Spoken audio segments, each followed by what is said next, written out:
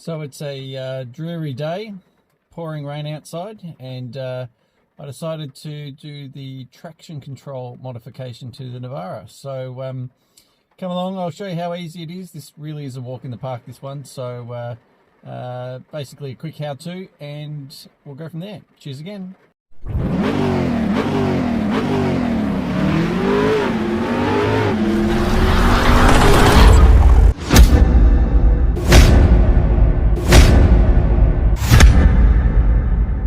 So basically I've pulled out the center console, and the previous owner was a slob.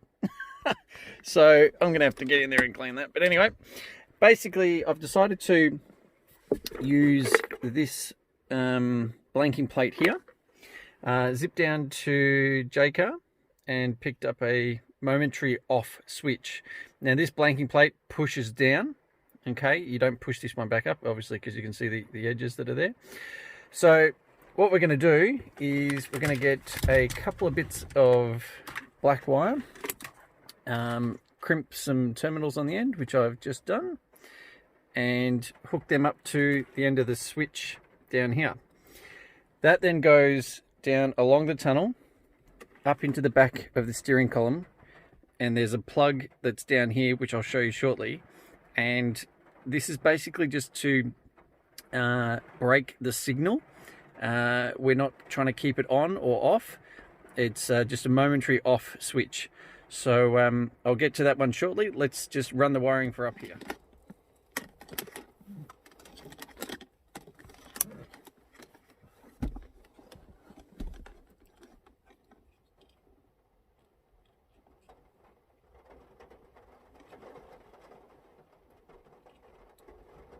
So once you've got your wires run, basically I've got mine running along the cable down there, along the side of the gear shifter.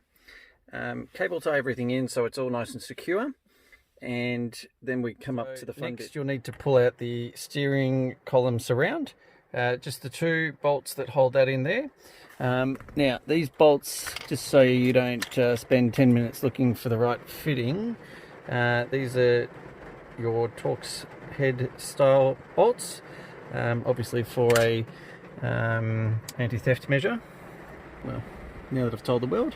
And here's the plugs we need to play with. So sorry for the rain, it's really taming down now, but anyway, so we're under the dash now. This is the plug you need to get to. It just clicks in just in there. Now obviously this is on a right hand drive model. You need to break that white wire and then trim it into your two wires for your switch that you've got here as well. Now I eventually will remove this because I believe that this is an off-road thing only. Haha, motorsport channel. Anyway, we'll break this, put on some terminals, connect it to here, so that this later can be reversed. So I've got it all together. Unfortunately, I didn't have terminals the right size, but I've done a solder job, permanent job, so we'll see if this one works. So no lights on the dash, down over to the switch, and there we have it. So the light's off. So this now takes off the stability control, which isn't fully turned off when you hit the factory button down the end. So this is good for guys that want to get in the sand, also want to get out and about in wet conditions and go be an idiot. No one coming to mind now. Anyway, that's how it's done. I'll put it all back together and we'll go out for a test drive. Just been around the block, and unfortunately the road conditions are really wet, so it's a good time to test that in a safe, controlled environment. I did it on a closed road. Anyway, the mod itself works. Just remember, you've got to turn the car off and then back on, and then it will reset. You can't just press the button again.